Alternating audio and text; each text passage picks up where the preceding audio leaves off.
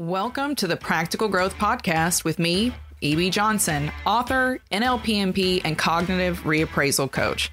This is the podcast created for people like you, people looking for more health, more peace, more happiness. Each week, I explore a new topic in pop psychology and help you build a better life and better relationships. Join me for special guests, exciting ideas, and practical advice that you can use to improve your life from the inside out. Let's get into it.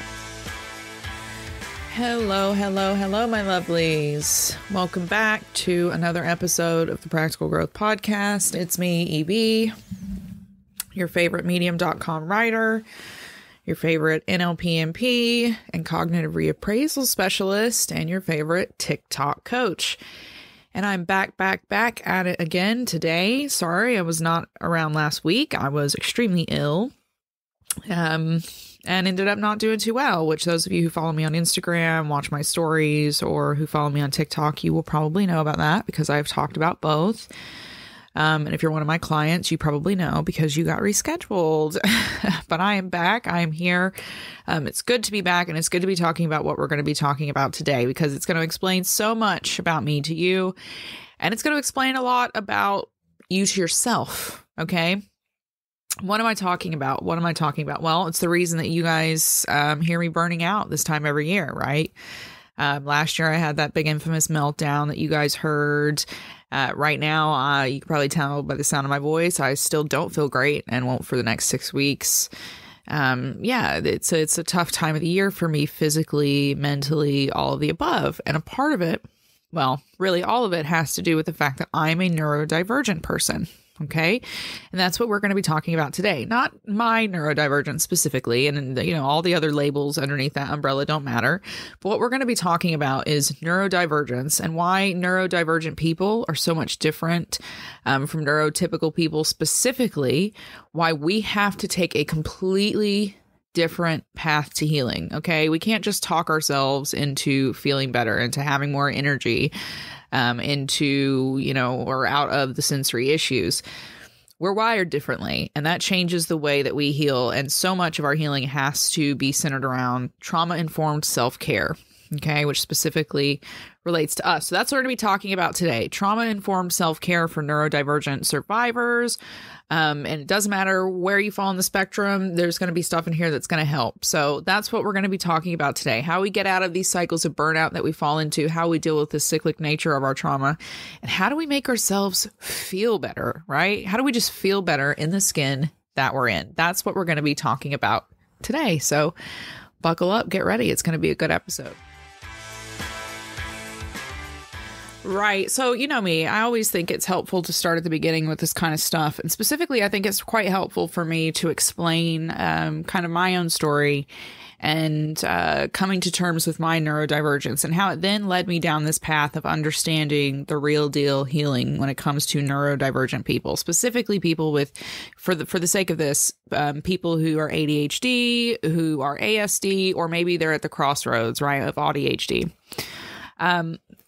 For me specifically, I knew something was off because I spent years and years and years in therapy, right? I begged my mother to take me to a therapist when I was a teenager, because it just felt bad in my body. And this, not in any kind of gender way, just like physically. I always felt panicked, stressed. I was in debate club and I would break out into hives every time I had to get on stage and do a speech because I was terrified, and just this constant feeling of panic physically inside of my body. And that didn't seem to go away. It didn't matter how much therapy I did, what I sat and talked through. I mean, I sat through a few years ago, I sat through a year of intensive therapy with this, like an actual freaking psychotherapist, right? And that was great for uncovering like my mindset and increasing my awareness. But physically, I just felt terrible. I got to the point afterwards where I was like, am I developing agoraphobia or something? Because after a year of this therapy, I felt more panicked in my body ever. Like a stress response in my body. Like felt like an elephant was sitting on my chest, hard time breathing, breaking out in sweats, yada, yada, yada. The whole thing. Still felt panicked. And I'd done all this work. I had talked about the sexual trauma and the childhood trauma, everything. everything. And it still wasn't working. I showed up, I changed myself, I changed my friend groups, I changed the country I lived in, I changed everything and, was healthy and doing what I was supposed to do, and it still wasn't right. What I discovered later is the reason that none of that worked for me is because I'm a neurodivergent person. I'm a neurodivergent person. And that means not anything about my personality. What that means is that I am physically from the inside out wired differently than my neurotypical counterparts, of which I would argue that the majority of my family is neurotypical. So the reason that therapy alone, just normal therapy with, not someone who specialized in neurodivergence, didn't work for me is because my nervous system was extremely damaged because I'd come into the world with a highly sensitive and delicate nervous system. That's what neurodivergence really comes down to, right? We have a different nervous system. And then that delicate nervous system had basically been pummeled for 2 decades, just almost nonstop, which, that makes the CPTSD diagnosis make sense, doesn't it? But essentially, I came into the world with a nervous system made out of glass when most people come into the world with a nervous system made out of rubber. Imagine it that way. And then mine had just been pulverized into dust, just pulverized. So the reason I was still feeling so panicked, was feeling so awful, is because my nervous system was broken. And no amount of mindset healing was going to make me feel better when the actual physical fibrous tissues of my nervous system were damaged. Neurons and synapses could not connect. Parts of my brain did not develop the way they were meant to develop. The whole entirety of my nervous system had been damaged and therefore physically changed and unable to function effectively. And that is why my immune system was so bad. That's why I was struggling with endometriosis. That's why I had chronic pain. That's why I had depression. That's why I was living in this state of constant fear and constant anxiety. The neurodivergent nervous system is wired completely differently. So for us to heal, we can't just talk and journal and take some deep breaths. It's not practical, okay? We have to develop ground up plans that help us to physically nurture and rebuild our nervous system so that they are physically healthy enough to support this mass of blood and organs that we're carting around. Okay. So it's a different process to healing from trauma when you are a neurodivergent person. And we're going to get into that now. All right. So what craziness am I talking, right? Because there's going to be some of you listening to this going, holy crap. What do you mean? Because I've spent the last 20 years in talk therapy and I've spent the last this and that doing this and that. Your nervous system, if you're a neurodivergent, which there's a very good chance, if you really resonate with my content, with my thoughts, with my beliefs, if you feel like you see your story in me and you just feel this resonance, there's a very good chance you're neurodivergent. If you've ever been coached by me, that the odds of that goes up through the roof. Okay. And here's basically the breakdown. So unlike the neurotypical nervous system, nervous systems of neurodivergent people, so again, specifically for the purpose of this episode, we're just talking about ADHD, ASD, and ADHD, are incredibly sensitive, which means that our nervous systems process way more information than a neurotypical brain. Your average neurotypical brain does not input something like 1/10 of the information that we input. And that sensory information is everything going on outside of your body and inside of it too, right? It's feeling things, it's smelling things, it's tasting things, it's touching things, seeing things. Okay. That's sensory information. So for neurodivergent people, because you are hyper aware and then imagine adding the trauma, because you're hyper aware to begin with, you intake a lot more sensory information. So that can make being alive a sensory nightmare even before the hypervigilance that's installed into your programming by trauma, okay? So that's where we're at. It's not the crux of the true differences, okay? And that's not why the trauma recovery is so much harder, though, but that's a big piece of it. The nervous system is more sensitive.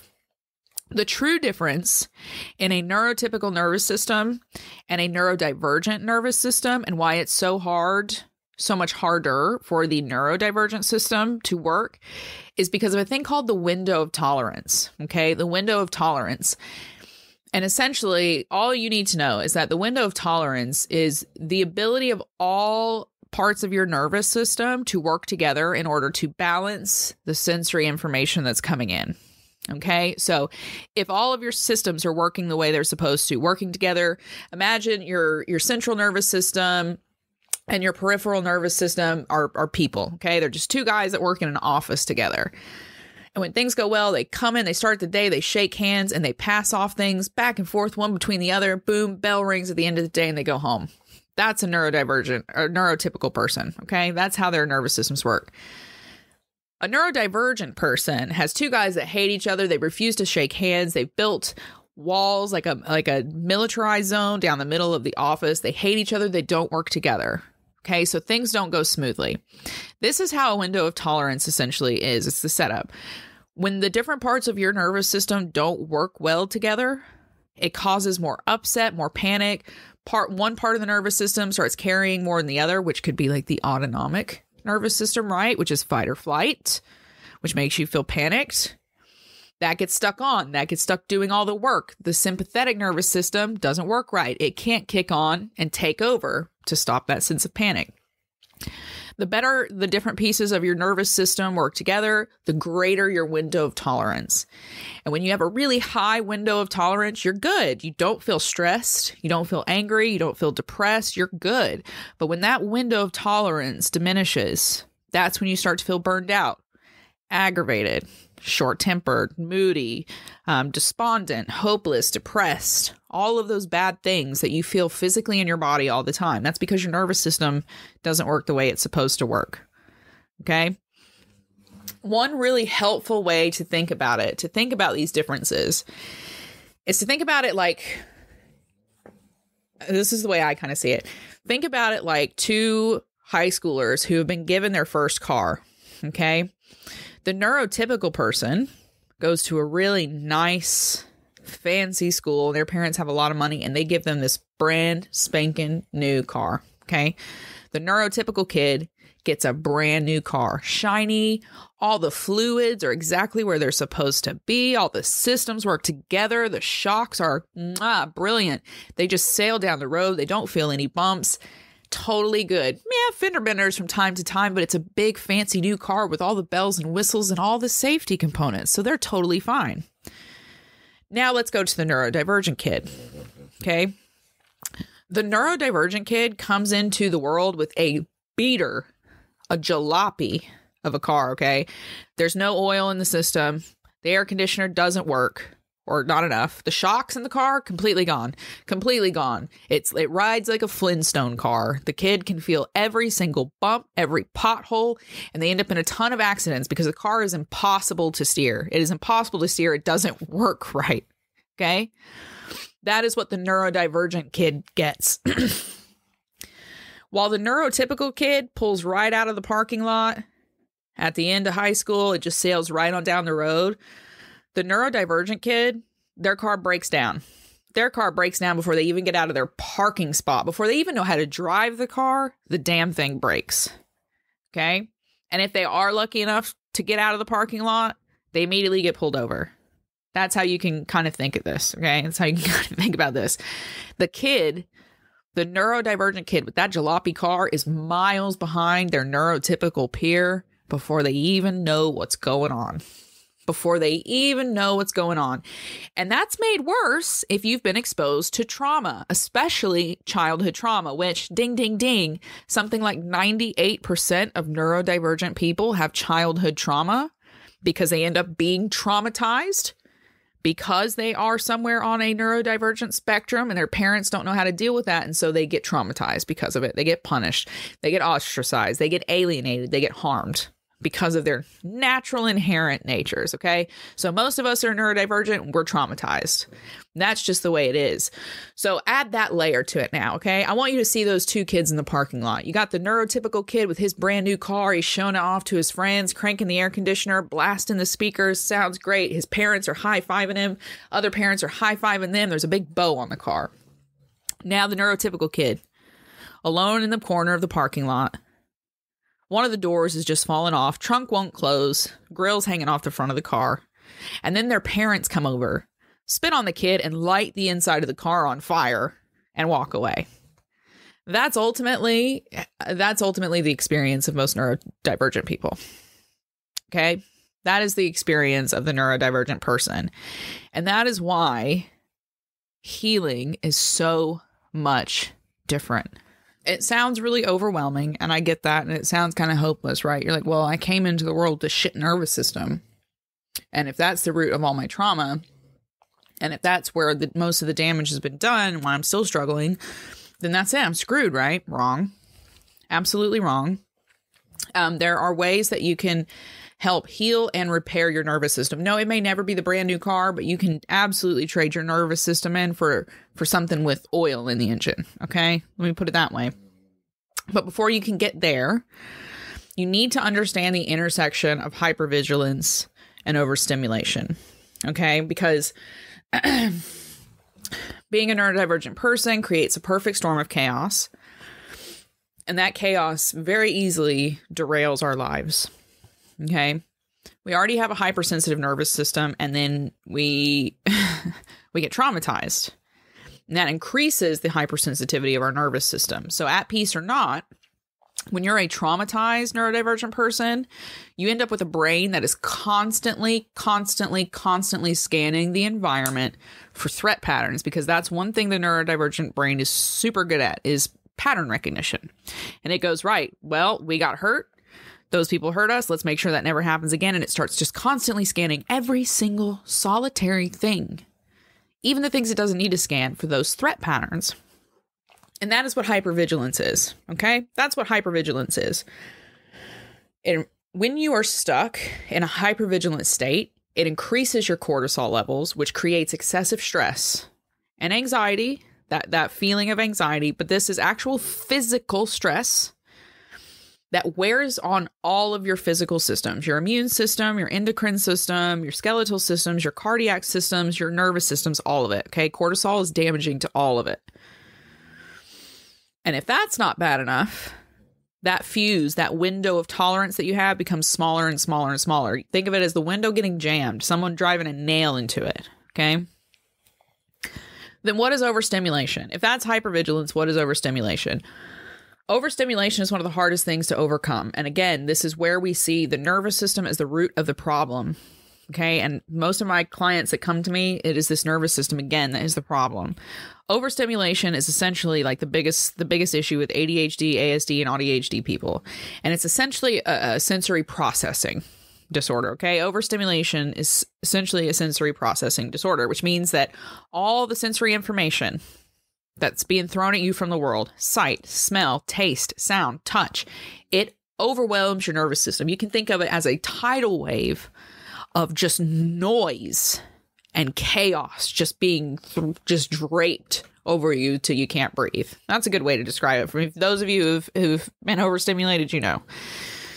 Your nerves throw more information at your brain than your brain has the capacity to process. So then the brain panics, and it starts sending all those panic signals everywhere in the body, telling him like, there's danger. We got to get out of here. It's not safe. Oh my God. Oh my God. Oh my God. Oh my God. Oh my God.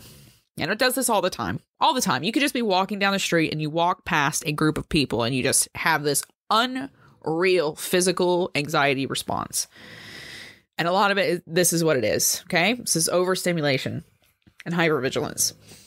It is a vicious cycle, and it is a cycle that will continue to repeat, especially for the trauma survivor who happens to be neurodivergent, until there is intentional intercession, until you break it up yourself. Hypervigilance feeds into overstimulation. Okay? Being hypervigilant in a state of hypervigilance makes you get overstimulated so much faster. And once you're overstimulated, that's when you have meltdowns, you have explosions, you have self-sabotage and burnout, which you need to understand something. If you're a neurodivergent person, specifically if you suspect that you are an autistic person, your burnout is not the same as neurotypical burnout. It is completely different. It is physical, Okay. There are physical markers for this, and you can't talk yourself out of it, nor can you just keep doing. If you are burned out, you have to stop. It is like a crisis thing. It's very serious, and you need to take it very seriously. But essentially, that's what happens. Okay. This cycle of hypervigilance, overstimulation, hypervigilance, overstimulation, that's got to be stopped before you can do any of that mind work, before you can think clearly, respond clearly, regulate your emotions. How are you going to do any of that if you're in a state of panic? It's not a trick question. You can't. And this is where the trauma-informed self-care comes in for neurodivergent people. You have to learn how to take care of yourself and to accommodate your specific needs and rebuild your specific nervous system so that you stop drowning in the world. So let's get down to the meat of the episode then. This is what you came here for. I'm going to now give you the secrets that you need to take away from this episode and start instituting into your life immediately. You need to build these self-care tactics into your life immediately if you suspect that you are any type of neurodivergent person, so that you can, again, start making accommodations for yourself, start taking care of your nervous system, and get your physical health into a place in which it is manageable and it is peaceful enough that you can do the work of healing your mind. All right. So let's just get right into it. Okay. Because the thing is, yes, the nervous system is the core of your problem, but your nervous system can be rebuilt, rewired, improved, repaired, all of those things. There's tons of empirical evidence for this. You don't have to settle for the nervous system that you have. It can be better. So number one, let's dive in. Neuroplasticity. That's the biggest thing if you're a neurodivergent person that you need to be focusing on. Neuroplasticity. What is neuroplasticity? I've talked about it in past episodes. Go back and listen to them, or go and check me out on Medium. Read what I've written about neuroplasticity, but it's fascinating. It is essentially the nervous system's ability to physically repair itself. Physically repair itself, specifically the brain. There's been tons of studies. I mean, they've had people who have suffered traumatic brain injuries regrow literal gray matter in their brain through doing neuroplastic exercises. It's very, very incredible. So I encourage you all to go and look at it. But essentially, neuroplasticity, the kind that neurodivergent people need to focus on, is the type in which it's learning. When the brain learns things, when it has fun, when it's engaged in movement, it's actually able to repair itself. So it starts reconnecting the neurons and the synapses, and when they function better, that's what helps depression and anxiety, yada, yada, yada. You've heard me talk about this. So you need to focus on neuroplasticity, and there's a few ways you can do this. You can do it through 3-ball juggling. I'm not even kidding. Go and look at the study about juggling. It literally regrows gray brain matter. Dead serious. You can play memory recall games on your phone. They used to sell like paper books of those. You can play card games with your kids, stuff like that. Brain training exercises. There's a ton of brain training apps like Lumen and things out there. Go and get them. An omega-3 rich diet. This is so important. You need to be packing your diet with omega-3 rich foods. You should be taking an omega-3 supplement every day if it is healthy for you to do so. Why? Because it feeds the brain. It feeds the brain and the rest of your nervous system and helps it to be physically healthier, because remember, your nervous system isn't some ethereal thing. It is a physical system in your body made of physical components that if we were to split you open, we could touch. Okay. So you need to be feeding it, nourishing it, taking care of it, giving it the nutrients that it needs to get stronger. And then last but not least, regular movement and exercise. The more fun you can make that, the better, which means silly dancing around the house with your kids every day helps you repair your nervous system, So you need to be focusing on these omega-3 rich foods, doing a lot of movement, playing memory recall games, keeping your mind sharp. Focus on making that physical system as physically healthy as possible so that you can get your somatic nervous system online. You could start feeling better from the inside out. Right. Number 2, and this especially applies to people who have ASD, you need to limit your sensory input. That's one of the biggest issues with neurodivergence, specifically for people with ASD. It's that sensory overwhelm. The nervous system of a neurodivergent person is highly sensitive. Okay. It's easy to become overwhelmed, to melt down. So if you're a trauma survivor who's neurodivergent, you have to remember that window of tolerance as wide as possible. And part of doing that is limiting sensory input. limiting sensory input. Make safe spaces for yourself. Pockets. You don't have to go buy a new home or disappear to the woods. You just need pockets of quiet and calm, maybe 10 to 15 minutes a day that you can plug into, that you can access at regular intervals so you can give your nervous system a chance to decompress. Okay, if you've got extra cash, yeah, you might go and take a week on a lake by yourself in total silence where you don't have any demands on you whatsoever and you are in a complete cocoon, a nest of safety and stillness and quiet in which you are the only person that you have to answer to, that you have to function for, yada, yada, yada. If you've got money, do that. Do a sensory deprivation pod, something like that. If you don't, here's something else everyone needs to understand. The unemployment and underemployment rates for neurodivergent people is incredibly high. Incredibly high. They think that 85% of autistic people across the spectrum are probably unemployed. Okay. And 30% of adults with ADHD in America get some kind of state assistance because they don't make enough money. They don't consistently have enough work. So this is very serious. So if you're someone who is neurodivergent, you don't have the money, you can still make pockets of safety and calm for yourself. Maybe you send the kids out for 15 minutes with their dad, with their grandparents. They just go down the street to the park or they take a walk or something, and you just get 15 minutes in complete silence in the bubble bath or a nap or whatever it is. You don't have to have a sensory deprivation pod or quiet getaways to physically get yourself out of stressful environments to more quiet, peaceful environments, to just give the punching bag that is your nervous system a break. Okay, so find some quick and easy way to do about it.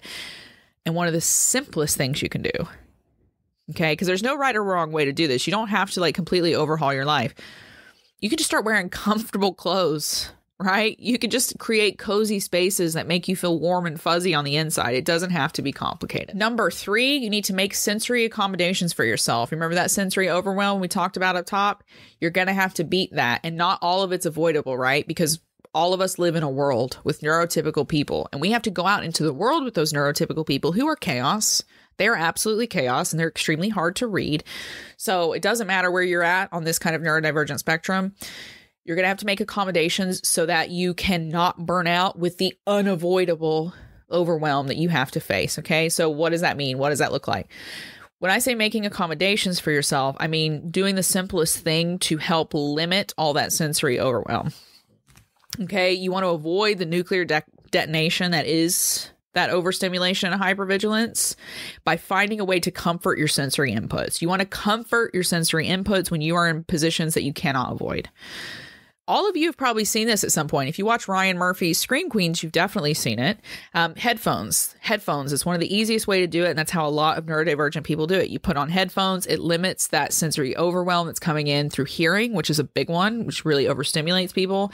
And it also creates this kind of cocoon feeling, this kind of safety, I'm in my bubble type of feeling. That's an easy, common way to do it. Get headphones when you're out moving around in the world. I personally use fidget cubes. Love a fidget cube. Love a fidget cube. They help keep the mind's focus where it needs to be while also allowing the neurodivergent person to fidget with their hands, and it limits excessive input and it provides manageable sensory input that's easier for the neurodivergent person to process. So headphones, fidget cubes, again, comfortable clothes that make you feel comfy. All of these things, do what you need to do to accommodate your needs so that you don't feel like you're getting overwhelmed every time you step. And last but not least, number 4, find yourself a like-wired tribe.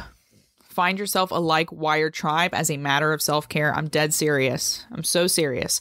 Social supports are super important. Even if you feel awkward, even if you've told yourself your whole life you don't need them, you do need them. You will need help from someone else at some point. Okay. And we want to have a connection to the world and to people. A huge number of comorbidities aside, neurodivergent people benefit from having social connections in which we can share our hyperfixations, our interests, our experiences, our needs, the questions that we have, the natural curiosity. So it's not as important for us to have like-minded friend groups, okay? Because most of us who are neurodivergent are capable of holding two very different ideas. We're curious. We like different things. We don't need to have people that think the same way as us. We need to have people that are wired the same way as us. That's the real secret to success, is creating a village of people who are like-wired, because it means they have similar nervous systems. They know what it means to move through life feeling the way that you feel, being overstimulated, hypervigilant, on edge, they can empathize with that. And that empathy, my God, is so much more important than liking the same pop singer. Okay? So find fellow neurodivergent friends, and it will make your life so much easier. So much easier. Okay, start with your interests and expand from there. Go where your interests lie. Ancient Egypt, ancient Rome, psychology, programming, Warhammer, D&D, computer games, whatever it is, start there and then just expand. Branch out and just find people who are clicked on like you're clicked on. Ooh, that is a long one, and I am running out of time here, so that's where we're going to leave it today. But essentially, here's what I want you to remember. It would be great if we could all just talk ourselves out of trauma, do some journaling, go on some retreats like all these coaches tell us we can do if we just pay them $10,000, but that's not the reality. When we are neurodivergent,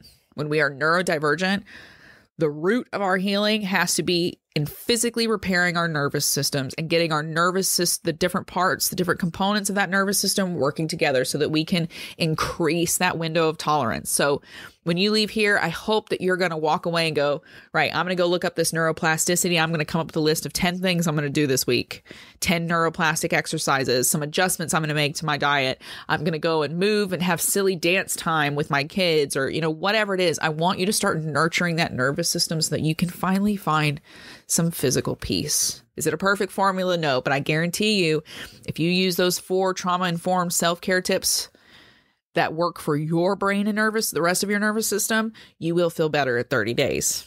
You will absolutely feel better in 30 days. And that's it. That is today's episode. Thank you so much for listening. I really hope you got something good out of this. And I hope you feel motivated and inspired to, when you walk away from this, you go and, like I said, start taking some action, start nurturing that nervous system and getting it working and on track. Thank you so much to everyone for listening, for all your kind messages when I was sick last week. You guys really are the best. And thank you for blowing me up on Medium and reading all my stuff. I'm really, really so grateful. Now, I know Black Friday was interrupted because I was in the hospital. So as a good gesture, I am extending my Black Friday offer until December 15th. What is my Black Friday offer? Essentially, anyone who applies and is successful for my one-on-one coaching program, which opens in January, is going to get more than $400 worth of freebies added onto their program. What are those freebies? Number one, you're going to get a customized Better Brain Plan from me, which is basically your whole approach, your blueprint, your map to getting your nervous system wiring physically on track based on your needs, your energy fluctuations, what's going on in your life, and what your ultimate goals are, designed by me just for you, that you can take and work well beyond our time together. Those who apply now, between now and December 15th, is successful, they are also going to get an additional free 1-hour session with me, a maintenance session to use after their program ends, to get some extra help to keep that momentum going and to, get some extra answers after their time with me is up. So, Better Brain Plan and an extra 1-hour session, both of those are going to go to everyone who applies between now and December 15th. For my one-on-one coaching program. Again, this is over $400 worth of freebies that I'm adding on, especially this Better Brain Plan, which, includes diet, exercise, the specific brain exercises you need to do, the somatic exercises that you need to do to activate your somatic nervous system specifically for you, all of those things. So take advantage of this because this is going to stop. Make sure you get in there, apply, go to therealevjohnson.com and click on Working With Me. You'll see all the information right there. Just send in your application, and if you're successful, you'll automatically get all those Black Friday juicy offers. So go and apply. I look forward to seeing you guys in January when the program starts. It is going to be a fantastic start to the year. For everyone else, thank you again. Keep following me on TikTok. Go and check out my blog at eb-johnson.com. I've got more on neurodivergent healing there. For everyone else, keep your heads up and keep your eyes on the stars. We'll talk to you later. Bye-bye.